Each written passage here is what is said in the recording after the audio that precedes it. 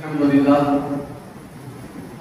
সমস্ত প্রশংসা, সমস্ত তারিফ সেই মহান রব্বুল আলামিনের জন্য, যে মহান রব্বুল আলামিন আমাদেরকে পবিত্র জুমার দিন জুমার নামাজের উদ্দেশ্যে জামিয়া মসজিদে আসার বসার তৌফিক দান করেছেন। আমরা সকলে বলি আলহামদুলিল্লাহ। প্যারে হাজরিন, আরবি আজকে যে মাসটি চলছে রবিউল আউয়াল, বসন্তের প্রথম প্রভাব, এর বাংলা তর্জমা এই মাসে রবিউল আউয়াল। এই মাসেরই 12 তারিখে आखिरी नबी जनाब अहमद मुजतबा व मुहम्मद मुस्तफा रूह खुदा सल्लल्लाहु तआला अलैहि वसल्लम विलादत अर्थात मिलाद হয়েছে। তার নবী সাল্লাল্লাহু আলাইহি ওয়াসাল্লাম প্রকৃত যারা উম্মতি, কথাটা মাইন্ডে রাখবেন, প্রকৃত যারা উম্মতি তারা এই দিনে নবী সাল্লাল্লাহু আলাইহি ওয়াসাল্লাম মিলাদ উদযাপন করে থাকে,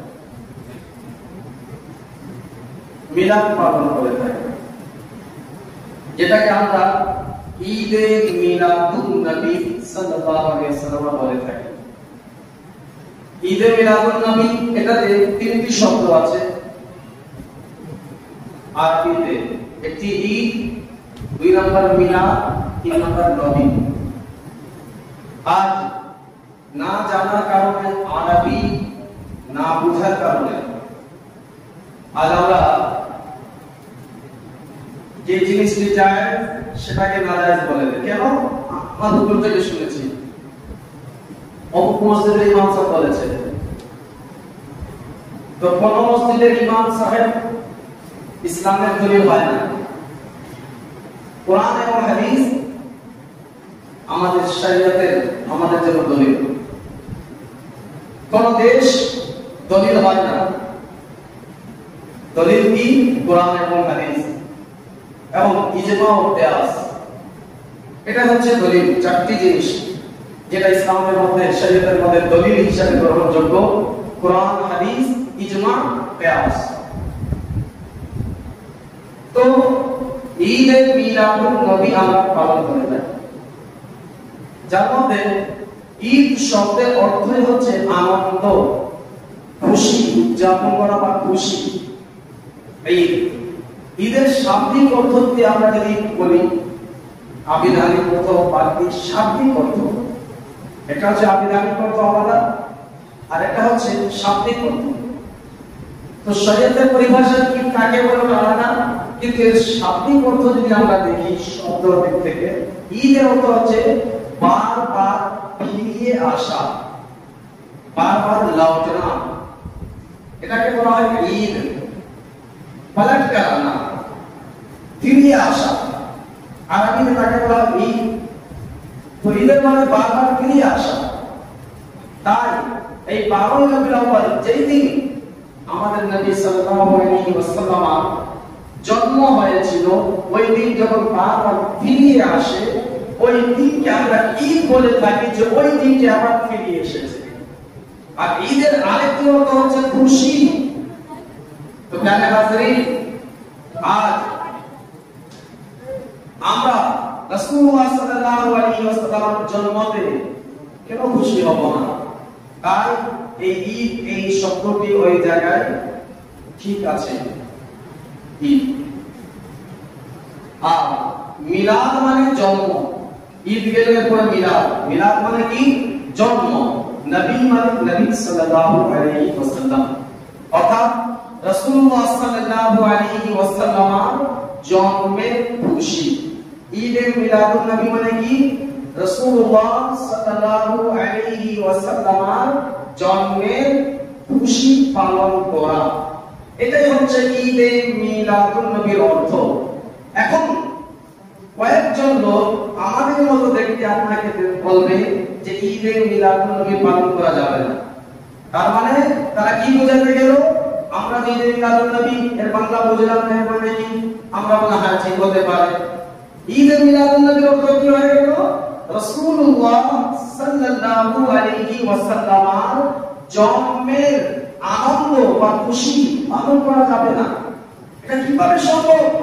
আমি উম্মতি, আমি আমার নবীর জন্মতে খুশি উদযাপন করব না, তো কার করব?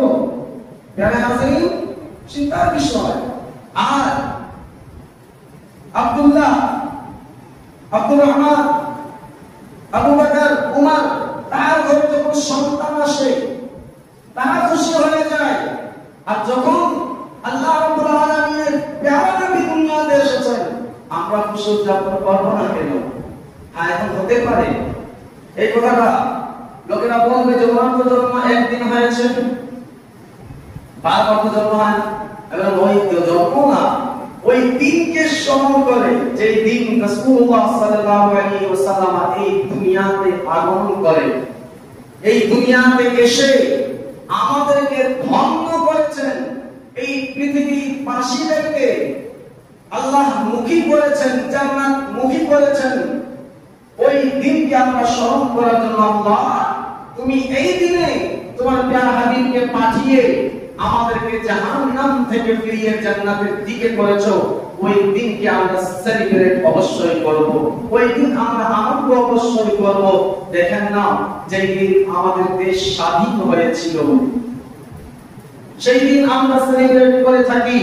যেই দিন অন্যান্য দেশ স্বাধীন হয়েছে, মুক্তি পেয়েছে, তার সেলিব্রেট করে প্রত্যেক বছর স্বাধীন হয় না, মুক্তি পায় না, কিন্তু সেলিব্রেট প্রত্যেক বছর করা হয়। কারণ ওই দিনকে স্মরণ করার জন্য, এই দিন আমাদের আযাদের দিন। রাসূলুল্লাহ সাল্লাল্লাহু আলাইহি ওয়াসাল্লাম এসে তো কতই জাহান্নামীদেরকে জান্নাত থেকে আযাবি দিয়ে তাদেরকে জান্নাতি করে দিয়েছেন। এর চেয়ে বড় আযাবি আর কি হতে পারে? তাই প্রিয় হাজিরিন, আমরা ঈদে মিলাদুন নবী এই দিন পালন করে থাকি। এখন প্রশ্ন হয়ে যাবে যে ঈদ তো দুইটি, কয়টি? দুইটি। একটা ঈদ রমজানের পরে ঈদুল ফিতর, আর একটি ঈদ হচ্ছে কুরবানির ঈদ, জিলহজ মাসের 10 তারিখে। এই দুটি ঈদ।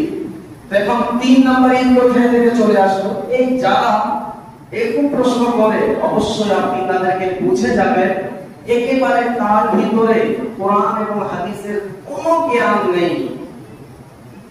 আমি ক্লিয়ার কথা বলি, শুরু থেকে আপনি আমাদের অভ্যাস জানেন, আমি না ডানে না বামে, না এর পক্ষ না ওর পক্ষ, এই সুন্নি ওই ওয়াহাবি ওই জামাতি ওই আহলাদিস, না, এটা আমার অভ্যাস না।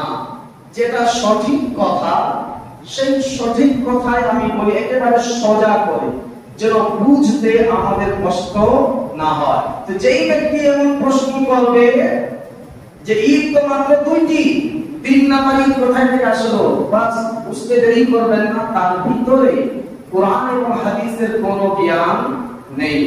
যদি কোরআন এবং হাদিসের জ্ঞান তার ভিতরে থাকতো, তবে দুটি ঈদ সে পাইতো না। হাদিসের মধ্যে রাসূলুল্লাহ সাল্লাল্লাহু আলাইহি ওয়াসাল্লাম বলেছেন, আল জুমআতু সাইয়্যিদুল আইয়াম, জুমআ দিনের সরদার। আরেকটি হাদিসে পাক রাসূলুল্লাহ সাল্লাল্লাহু আলাইহি ওয়াসাল্লাম বলেন, জুমআ হচ্ছে মুমিনদের ঈদের দিন। কাদের ঈদের দিন? এখন যারা বলে যে বছরের মাত্র দুইটি, 3 নম্বর ঈদ কোথায় থেকে, আমি এর জন্য বললাম তারা ইসলামিক দিক থেকে জাহিল। হতে পারে ইঞ্জিনিয়ার, হতে পারে ভালো ব্যবসায়ী, সেদিক থেকে সম্মানিত হতে পারে, কিন্তু ইসলামিক নলেজ তার কাছে যারা বরাবর নেই। যদি থাকতো তবে দুটি ঈদ না, প্রত্যেকটি জুমআ ঈদ আছে, প্রত্যেকটি শুক্রবার ঈদ আছে। হ্যাঁ, মুমিনদের জন্যই। সে যদি মুমিন না থাকে তবে তার কাছে দুটি ঈদ। কথাটা বুঝাতে পেরেছি? মুমিনদের জন্য প্রত্যেক জুমআ ঈদ, আর যদি সে মুমিন না থাকে তবে তার জন্য তো মাত্র দুটি ঈদ, রমজান ঈদ, কুরবানি ঈদ। এখন তাকে প্রমাণ করতে হবে সে মুমিন আছে কিনা। সে যদি মুমিন তবে জুমা তার জন্য ঈদ। এখন জুমা এক বছরে কতবার আসে? এক বছরে 52 বার। এক বছরে 52 বার, 54 বার এই জুমা আসে। চিন্তার বিষয়, এক বছরে দুটি যারা খুঁজেছিল এবং প্রত্যেক জুমায় দুটি ঈদ আর জুমা 54 বার ঈদ আমরা পালন করে থাকি, বলি কিনা প্যারে হাজিরিন? যাই হোক, তো বুঝা কি গেল, ইসলামের মধ্যে শুধু দুটি ঈদ নয়, জুমাকে ঈদের দিন বলা হয়েছে। তো চিন্তার বিষয়, জুমাকে ঈদের দিন কেন বলা হয়েছে? এর পিছনে একটি কারণ আছে। আল্লাহ রাসূল সাল্লাল্লাহু আলাইহি ওয়াসাল্লাম ইরশাদ করেন, এই জুমার ফজিলতে, জুমাকে কেন ফজিলত দেওয়া হয়েছে? আল্লাহ রাসূল সাল্লাল্লাহু আলাইহি ওয়াসাল্লাম বলেন, এর জন্যই জুমার ফজিলত যে এই দিনে আল্লাহ তাবারাক ওয়া তাআলা হযরত আদম আলাইহিস সালামকে সৃষ্টি করেছিলেন। বলেন সুবহানাল্লাহ। হযরত আদম আলাইহিস সালামের জন্ম তো হয়নি, জন্ম হয়েছে, তিনাকে আল্লাহ সৃষ্টি করেছেন। তার মূর্তি বানিয়ে আল্লাহ তার ভিতরে আত্মা দিয়ে দিলেন, এটাই না? তার জন্ম হয়নি, ওনার সৃষ্টি হয়েছে। অর্থাৎ যেই দিন ওনাকে বানানো হয়েছে ওই দিন কি ছিল? জুমার দিন। যেই দিন তার অস্তিত্ব রাখা হয়েছে জুমার দিন। আর আল্লাহ রাসূল বলেন, এবং ওই দিনেই হযরত আদম আলাইহিস সালামের ইন্তেকাল হয়েছে। প্রিয় হাজিরিন, যেই দিন আদম নবী মিলাদাত সৃষ্টি হলো এবং যেই দিনে আদম নবীর ইন্তেকাল হলো, ওই দিন মুমিনদের জন্য যদি ঈদ হয়ে থাকে, তো যেই দিন আদম নবী ও নবীর মিলাদাত হয়েছে, মিলাদ হয়েছে, ওই দিন ঈদের দিন কেন হবে না? ওই দিন ঈদের দিন কেন হবে না? অথচ আমাদের নবীকে যদি আল্লাহ বানানোর ইচ্ছে না করতেন, আদম নবীও কি সৃষ্টি করতেন না? প্রিয় হাজিরিন, তো বুঝা কি গেল, ইসলামের মধ্যে শুধু দুটি ঈদ নয়, ইসলামের মধ্যে আরো বছরে 52টি ঈদ আছে, প্রত্যেক জুমায়। যাই হোক, এরপরে ঈদে মিলাদুন নবী, আমরা তাই এটাকে ঈদ বা খুশি আনন্দ বলে থাকি। এই দিন আমরা খুশি আছি। এখন কেউ যদি আগামী শুধুমাত্র ঈদে মিলাদুন নবীর কথা বলবো এবং আগামী শুক্রবার এই ঈদে মিলাদুন নবীর মাকসাদ কি ছিল, করণীয় কি আমাদের, এর উপরে ইনশাআল্লাহ আলোচনা করব। যেহেতু তারপরে শনিবার যে আসবে আমাদের 12 তারিখ রেলি বের হবে, তাই আগে থেকে এই যে 12 দিন কিছু লোক খুব পেরেশান থাকবে, একে ধরবে ওকে ধরবে, খুব পেরেশান। কিন্তু 12 দিন পর আমরা সব ঠিক হয়ে যাবে। 12 দিন খুব পেরেশান থাকে। যেভাবে দেখেন না, রমজানের মধ্যে শয়তানদেরকে অ্যারেস্ট করে নেওয়া হয়, তারা কিছু করতে পারে না, ঈদ আসলে তারপরে বাড়াবে বা তেমনি ভাবে ঈদে মিলাদুন নবীর এই প্রথম 12 দিন কিছু লোক আছে তাদের অবস্থা খুব খারাপ হয়ে যায়, মানতেই চায় না। তোমার মানতে না মানতে কি? এখন তাকে যদি বলে দিলাম ঈদে মিলাদুন নবী খুশি পালন করার দিনে, এখন কোন ব্যক্তি যদি এমন থাকে যে আমি তো মানবো না, এমন আছে আমাদের সৈয়দপুর একটি মসজিদে 12 দিন ব্যাপী মিলাদ হচ্ছে, আফসোস ইমাম সাহেব দাঁড়াইলো না, মুসল্লিরা দাঁড়াই গেল। ইমাম সাহেবের সঙ্গে মাত্র 3 থেকে 4 জন বসেছিল, বাকি সবাই দাঁড়িয়ে গিয়েছে। এখানে কি হলো? ইমাম সাহেবের পক্ষে মাত্র 4 জন, বাকি মুসল্লিগুলা সব দাঁড়িয়ে গেছে। তার মানে কি, ওই ইমামকে ওখানে লোকেরাও চায় না, যারা নবীর জন্য সালাম ইয়া নবী সালাম আলাইকা পড়েন, মাত্র 4 জন। কি অবস্থা হবে আপনারা জানেন? যাই হোক, প্রিয় হাজিরিন, আমার এদিক সেদিকের কথা না, কথাটা হচ্ছে আমার দেখো, কোন ব্যক্তি যদি থাকে না, ঠিক আছে আপনি বলে দেন, কিন্তু আমি মানবো না, আমি খুশি পালন করবো না, এমন ব্যক্তি যদি আপনাদের থেকে পাওয়া যায়, তবে ডাইরেক্ট একটি কথা কি, আপনাকে খুশি পালন করতে আল্লাহ বলেন? খুশি পালন করবে কারা? মিলাদুন নবী, নবীর জন্মতে কারা খুশি পালন করবে? প্রিয় হাজিরিন, একটি কথা আমি বলি, আমার ঘরে যদি আমার সন্তান জন্ম নেয়, খুশি কে হবে? আমি হব না? আমি হব। আপনার ঘরে যদি সন্তান জন্ম নিল, খুশি আপনি হবেন না আপনার প্রতিবেশী হবে? আপনি হবেন, যেহেতু আপনার ঘরে ছেলে সন্তান জন্ম নিয়েছে বা মেয়ে সন্তান জন্ম হয়েছে। তো যার ঘরে সন্তান জন্ম নিবে সে ব্যক্তি খুশি হবে। এবং কারা কারা খুশি হবে? ওই সন্তানের সম্পর্ক যাদের, যেমন মা বাবা খুশি হবে, কেন? তার ঘরে তার ছেলে বা মেয়ে এসেছে, মা বাবা খুশি হবে। দাদা দাদি খুশি হবে, তার ঘরে নাতি এসেছে। চাচা চাচি খুশি হবে, তার ঘরে ভাতিজা বা ভাতিজি এসেছে। মামা মামি খুশি হবে, তার ঘরে ভাগনা বা ভাগিনী এসেছে। ঠিক কিনা? তেমনি ভাবে ফুফু খুশি হবে, তার ঘরে ভাতিজা এসেছে বা ভাতিজি এসেছে। ইন শর্ট, এক কথায় আমি আপনাদেরকে বুঝাই দেই, একটি বাচ্চার জন্মতে ওই সমস্ত লোকেরা খুশি হবে যাদের সম্পর্ক ওই বাচ্চাটির সঙ্গে হবে। কথাটা বুঝাতে পেরেছি? যাদের সম্পর্ক এই বাচ্চাটির সঙ্গে হবে, তারা তারা ওই বাচ্চার আগমনে, ওই বাচ্চার জন্মতে খুশি হবে। আর যাদের সম্পর্ক ওই বাচ্চাটির সঙ্গে ছিলই না বা নেই, তারা তো খুশি হবেই না। হবে নাকি? আমি একটি মিসাল এটা দিলাম, আমার নবী তো বেমিসাল, তো দুনিয়ার আমি একটি মিসাল আপনাদেরকে দিলাম, বিনা মিসালে কথা বুঝে আসবে না। তো যেই বাচ্চার জন্ম নিলে খুশি কারা হবে? যাদের যাদের সম্পর্ক হবে ওই বাচ্চার সঙ্গে, তারাই খুশি উদযাপন করবে।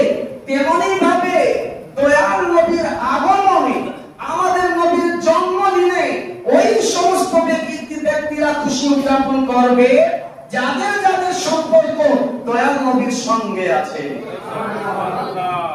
এখন কেউ যদি বলে আমি তো খুশি পালন করবো না, ওই দিন তো আমি মৃত্যুবার্ষিকী পালন করবো, তো বুঝে নিবেন কার সম্পর্ক কত আছে। এখন কোন ব্যক্তি আবারও একটু বেশি পরে চলে আসে, হাদিস বলে না 12 রবিউল আউয়াল তোমরা খুশি উদযাপন করো। ওই দিন তো রাসূলুল্লাহ সাল্লাল্লাহু আলাইহি ওয়াসাল্লাম ইন্তেকাল করেছেন, ওই দিন তো আফসোস করার কথা, আবু বকর কেঁদেছেন ওই দিন। বাহ, হেভি কথা। আমরা তুমি কি আমি যে বললাম না, ইসলামের জ্ঞান তাদের ভিতরে নেই। বাস একটি হাদিস দুটি হাদিস পড়ে নিল আর বাস আমি তো হাদিস ওয়ালা, চলে গেল। কিন্তু প্যারে হাজিরিন, যদি ওই বাংলা হাদিসের বই পড়েই এত জ্ঞানী হওয়া যেত, তো বড় বড় মাদ্রাসার প্রয়োজন ছিল না। আজ ইউটিউব দেখে লোকের আলিম হয়ে যাচ্ছে। যদি এরকমও থাকতো, ইউটিউব দেখে বা কয়েকটি বই পড়ে আলিম হওয়া যেত, তবে বড় বড় লাইব্রেরিয়ানের মতো আর কেউ আলিম থাকতো না। যারা লাইব্রেরি চালায় তাদের কাছে অনেক বই, তারা সবচেয়ে বড় আলিম থাকতো। কিন্তু লাইব্রেরিয়ান তারা আলিম হয় না, আলিমদের বই তারা বিক্রি করে। ঠিক কি না? আলিম হওয়ার জন্য ইউটিউব দেখলে আলিম হওয়া যাবে না। আমি ইউটিউবে শুনেছি অমুক বক্তা, ইউটিউবে শুনেছি অমুক, আমি ইউটিউবে তো অনেক কিছু থাকে। এর আগেও আমি বলেছিলাম ইউটিউবে অনেক কিছু থাকে। আপনি ইউটিউব দেখে শিখে নিলেন, চলে গেলেন যে জায়গায় প্লেন প্রশিক্ষণ করা হয়, আপনার এক্সাম নিবে, আপনি গিয়ে বললেন যে আপনি প্লেন চালাবো। যে এক্সামিনার, যে এক্সাম নেবে, পরীক্ষা নেবেন, সে বলে আপনি শিখেছেন? না শিখেছি। আপনি আমাকে দেন, আমি চালাবো। কিভাবে শিখেছেন? কোথায় থেকে সার্টিফিকেট? বলে না আমি ইউটিউব দেখে শিখেছি প্লেন চালাতে। এখন আপনাকে সরকারি লোক দিবে প্লেন চালাতে? না, আপনি তো শিখেছেন না ইউটিউব দেখে কিভাবে চালায়, স্টাডি কিভাবে করে, কোন বাটন টিপলে কি হবে না হবে। আমি বুঝি নাই প্লেনে, ইনশাআল্লাহ ওর যদি দোয়া থাকে। বুঝি না, এখন বুঝলে তো সামনে যাইতে পারবো না, ওই পিছনে একটা কোনায় বসে থাকবো। যাই হোক, এখন কি কি টিপলে কোনটা টানলে কি হবে, তাহলে কিভাবে লাগবে? বলে না আমি তো দেখেছি ইউটিউবে। আপনাকে দিয়ে দিব না, ঠিক আছে তুমি ইউটিউব দেখে এসে পাস তুমি হয়ে যাবে। বলে না, ইউটিউব দেখলে হবে না, প্র্যাকটিক্যাল তোমাকে পড়তে হবে, বই কাগজ কলমে তোমাকে পড়তে হবে, একটি শিক্ষক দ্বারা তোমাকে প্রশিক্ষণ নিতে হবে। তখনই আমি তোমাকে সার্টিফাই করব এবং তখনই তুমি কামিয়াব হবে। কিন্তু আজ দুনিয়ার বিষয় নিয়ে আমরা ইউটিউবের ভিতরে যাই না, কিন্তু ইসলামকে নিয়ে আমরা ইউটিউব গুগল বাবা পরেশান হয়ে গিয়েছি। আমি প্যারে হাজির, তো ইউটিউব এটা কোনো দলিল না। তো তো কিছু কিছু হাদিস কোরআন পড়ে তারা তো পরেশান হয়ে যাবে যে রাসূলুল্লাহ সাল্লাল্লাহু তাআলা আলাইহি ওয়াসাল্লাম যে এই দিন যে খুশি আমরা পালন করে আলহামদুলিল্লাহ আমরা খুশি করে পালন করি, তো কারা করবে? যাদের সম্পর্ক নবী পাক সাল্লাল্লাহু আলাইহি ওয়াসাল্লামের সঙ্গে। তো কিছু হাদিস পড়ে লোকেরা এটা আসবে বলবে 12 তারিখ ওনার জন্ম আছে, ঠিক আছে মেনে নিলাম, কিন্তু ওই 12 তারিখে রাসূলুল্লাহ সাল্লাল্লাহু আলাইহি ওয়াসাল্লাম ইন্তেকাল হয়েছে, জাহিরি ওফাত হয়েছে, ওই দিন তো সব পালন করার দিন। আমি বলবো আচ্ছা সব পালন করার দিন, হ্যাঁ ঠিক আছে, তো আমরা তো ভাই সব পালন করি না, আমরা তো খুশিতে রেলি পালন করি, নারায়ে তাকবীর সরকার কিয়ামত মারহাবা কা কিয়ামত মারহাবা, এভাবে বলে আমরা খুশি উদযাপন করে একটা রেলি বের করব। তোমরা যেহেতু বলেছো সব পালন করার দিন, তোমরা কেঁদে কেঁদে একটা রেলি বের করে চলে যাও, ওটাও তো করো না, হয় নাকি? আর থাকলো খুশি পালন করার কথা, আল্লাহ রাব্বুল আলামিন কুরআনুল কারীম ফুরকানুল মাজিদ ইরশাদ করে দিয়েছেন, কুল বিফাদিল্লাহি ওয়া বিরাহমাতিহি ফাবিযালিকা ফালইফরাহু। যখন তোমাদের কাছে আল্লাহর রহমত এবং আল্লাহর ফজল মেহেরবানি আসবে, তোমরা খুশি উদযাপন করো। কিন্তু রাসূলুল্লাহ সাল্লাল্লাহু আলাইহি ওয়াসাল্লাম আর মতো আর কোন আল্লাহর মেহেরবানি হতে পারে না, আর কোন আল্লাহর রহমত হতে পারে না। যেমন রহমত যেমন মেহেরবানি আল্লাহ তার নবীর সূরতে আমাদেরকে দিয়েছেন, এর চেয়ে বড় আর কোন নিয়ামত হতে পারে না। তো ওর চেয়ে বড় যখন নিয়ামত নেই রাসূলুল্লাহ সাল্লাল্লাহু আলাইহি ওয়াসাল্লামের মতো, তো এই নিয়ামতকে পেয়ে আমরা কেন খুশি উদযাপন করব না? তো কোরআন তো বলে আমাদেরকে খুশি উদযাপন করতে, আমরা কোরআনের বাইরে নেই। এখন তারা বলে যে আমরা ওই দিন তোমার ইন্তেকাল হয়েছে, সব পালন করার দিন আছে, তো তবে তোমরা সব রেলি বের করো, কান্নাকাটি করে করে কলেজা পিটে পিটে তোমরা একটা রেলি বের করো, এটাও তো করো না। আর থাকলো সব পালন করার কথা, আমি বলেছিলাম আগে যারা এই ধরনের কথা বলে তাদেরকে কোরআন এবং হাদিস থেকে কোনো জ্ঞান নেই, কোনো ইলম নেই। শরীয়তের মধ্যে 3 দিনের বেশি সব পালন করা জায়েজ নয়। কেউ যদি মারা যায় তবে কয়দিন সব পালন করতে হবে? 3 দিন। আর যদি কোনো মহিলা স্বামী মারা যায় 4 মাস 10 দিন, আর বাকাতা আশহুরিন ওয়া আশরা, এটা কোরআন বলে। কোন মহিলা, বিবাহিত মহিলার স্বামী যদি মারা যায়, তখন ওই মহিলাটি কতদিন ইদ্দত পালন করবে? সব পালন করবে 4 মাস, জোরে বলুন না, 10 দিন। এই 4 মাস 10 দিন ওই মহিলাটি একেবারে নির্জনে একা একা থাকবে। আজ আমাদের এটা বোঝানো হয় না। আজ স্বামী মারা গিয়েছে, দ্বিতীয় দিন তার চিন্তাধারা অন্য থাকে, এদিক সেদিক পেরিয়ে যায়। কিন্তু শরীয়ত বলেছে যদি কারো স্বামী মারা গেল 4 মাস 10 দিন তাকে ইদ্দতে থাকতে হবে, সব পালন করতে হবে, নির্জনে একা একা থাকতে হবে। তাহলে হাতে যাই হোক, তো 4 মাস 10 দিন মহিলা যদি তার স্বামী মারা গেলে করবে। আর অন্যান্য লোকেরা শরীয়ত কত বলেছে আমাদেরকে? 3 দিন। 3 দিনের বেশি কোন মুমিন যদি তোমার ভাই মারা যায়, কোন আত্মীয় যদি মারা যায়, 3 দিনের বেশি সব পালন করা যাবে না। যদি কেউ 3 দিনের বেশি সব পালন করে, এটা নাজায়েজ হবে, গুনাহের কাজ হবে। তোমার কথা মতো যদি আমি মানি রাসূলুল্লাহ সাল্লাল্লাহু আলাইহি ওয়াসাল্লাম ইন্তেকাল হয়েছে, এটা আমাদের আকীদা না। যদি মানলাম এক মুহূর্তের জন্য, মানা তো সম্ভব না, কিন্তু তোমার কথা রাখার জন্য আমি বললাম যে রাসূলুল্লাহ ইন্তেকাল করে গিয়েছেন, তবে 3 দিন সব পালন করা যাবে। এই আজ 1400 বছর হয়ে গিয়েছে, এখন তার কোনো অস্তিত্ব নেই সব পালন করার, কিন্তু খুশি পালন করা যাবে, এটা কোরআন থেকে প্রমাণ। আর থাকলো ইন্তেকালের কথা, তো তোমাদের নবী হবে যিনি মারা গিয়েছে, আমাদের নবী আগেও হায়াতে ছিলেন, এখনো হায়াতে আছেন। আলা হযরত ইমাম আহমদ রাজা ফাজিল বরেলভী রাহমাতুল্লাহ তাআলা আলাইহি প্রশ্ন করলো, হুজুর লোকেরা তর্ক বিতর্ক করছে রাসূলুল্লাহ সাল্লাল্লাহু আলাইহি ওয়াসাল্লাম হায়াতে আছেন কি নেই, উনি জীবিত আছেন কি না। আলা হযরত ইমাম আহমদ রাজা শুধু বলেননি যে আমার নবী জিন্দা আছেন, আমার নবী হায়াতে আছেন, তিনি বলতে লাগলেন তু জিন্দা হে আল্লাহ, তু জিন্দা হে আল্লাহ। তিনি বলেন আল্লাহর কসম আপনি জিন্দা আছেন, আপনি জিন্দা আছেন। বলেন সুবহানাল্লাহ। বলেন আমি এই কথা পড়ে কসম করতে পারি যে ইয়া রাসূলুল্লাহ আপনি জিন্দা, তু জিন্দা হে वल्लाह, तू जिंदा है वल्लाह, मेरी चश्मे आलम से छुप जाने वाले। प्यारे हाज़रीन, तो ये হচ্ছে আমাদের নবী তো জিন্দা আছে, তো জিন্দা নবী আছেন, ওনার অবশ্যই কিসে আমরা পালন করব।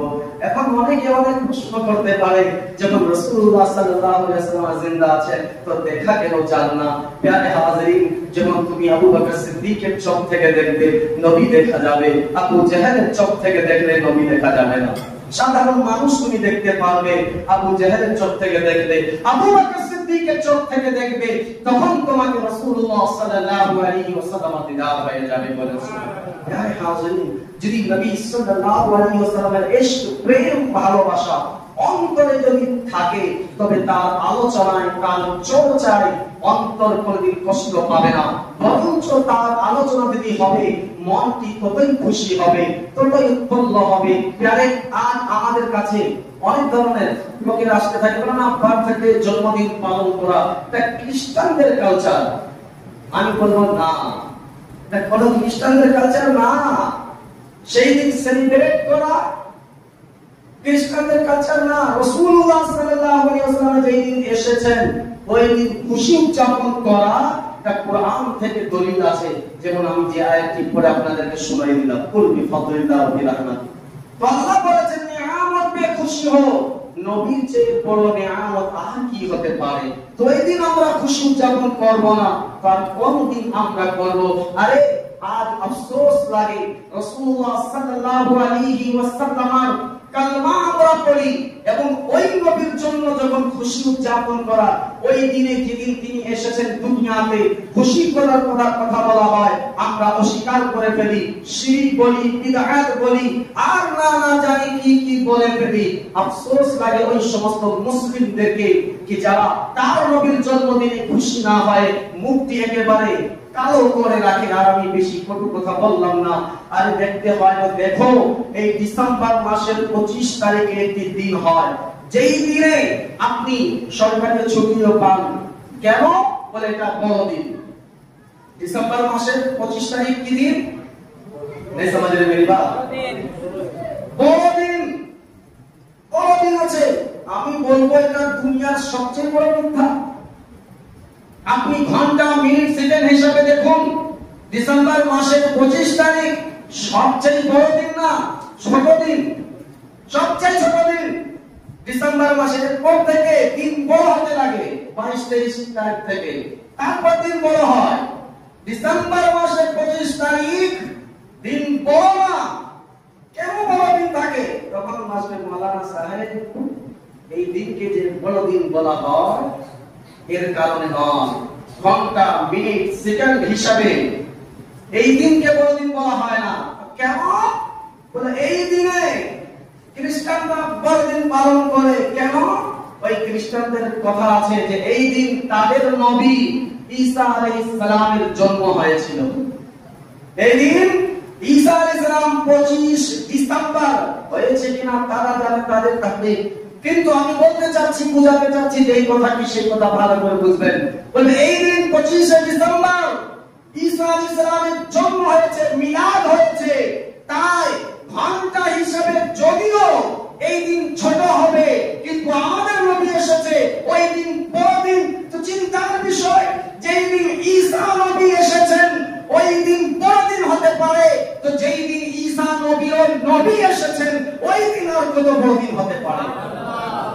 ঈসাইদের থেকে শিখো যে কিভাবে তারা নিজের নবীর জন্মদিনকে পালন করে। প্যারে হাজিরিন, রাসূলুল্লাহ সাল্লাল্লাহু তাআলা আলাইহি ওয়াসাল্লাম আগমনের দিন অবশ্যই আনন্দ করা যাবে। আনন্দ মানে এটা না যে ওই দিন পর নামাজ রোজা বাদ দিয়া না। আনন্দ শরীয়ত মোতাবেক যে আনন্দগুলো রয়েছে, খুশি উদযাপন করার কথা আছে। সেই দিন যেমনই ভাবে যখন রাসূলুল্লাহ সাল্লাল্লাহু আলাইহি ওয়াসাল্লাম মক্কা থেকে হিজরত করে মদিনা মুনাওয়ারা গেলেন, তো মদিনার অলিগলি সাজিয়ে সেই জায়গায় ছোট ছোট বাচ্চারা হাতে একটি দাব নিয়ে বাজাচ্ছিল ঢোলের মতো, এবং তালাআল বদরু আলাইনা মিন সানিয়াতিল বিদাই ওয়াজাবা শুকরু আলাইনা। মা দাআ লিল্লাহি দাঈ, এইভাবে নারা তারা লাগাচ্ছিল, এইভাবে হামদুল নাত তারা করছিল যে আজ আমাদের কাছে এবং উজ্জ্বল সূর্য চলে এসেছে। এইভাবে তারা কথা বলতে লাগলো, খুশি উদযাপন করতে লাগলো। তো প্যারে হাজরিন, যখন মদিনা মুনাওয়ারার ওই গলিতে রাসূলুল্লাহ সাল্লাল্লাহু আলাইহি ওয়াসাল্লামের আগমন ঘটলো, ওই মদিনার বাচ্চারা রাসূলুল্লাহ সাল্লাল্লাহু আলাইহি ওয়াসাল্লামকে স্বাগত জানিয়ে দাঁড়িয়ে দাঁড়িয়ে তিনারা তাআলা আল-বাদরু আলাইনা বলে প্রমাণ করে দিলেন কি যেই দিন নবী আসবেন ওই দিন কি করতে হবে, আমাদেরকে খুশি উদযাপন করতে হবে। তাই প্যারে হাজরিন, আমাদের উচিত যে 12ই রবিউল আউয়াল যখন আসবে সেই দিন আমরা রাসূলুল্লাহ সাল্লাল্লাহু আলাইহি ওয়াসাল্লামের খুশিতে ঘর থেকে বেরিয়ে এসে অবশ্যই আমরা মাঠে ময়দানে এসে জশ্নের জুলুস র্যালিতে আমরা গিয়ে খুশির প্রমাণ আমরা দিব যে আমরা আমাদের নবীকে নিয়ে আমরা খুশি আছি।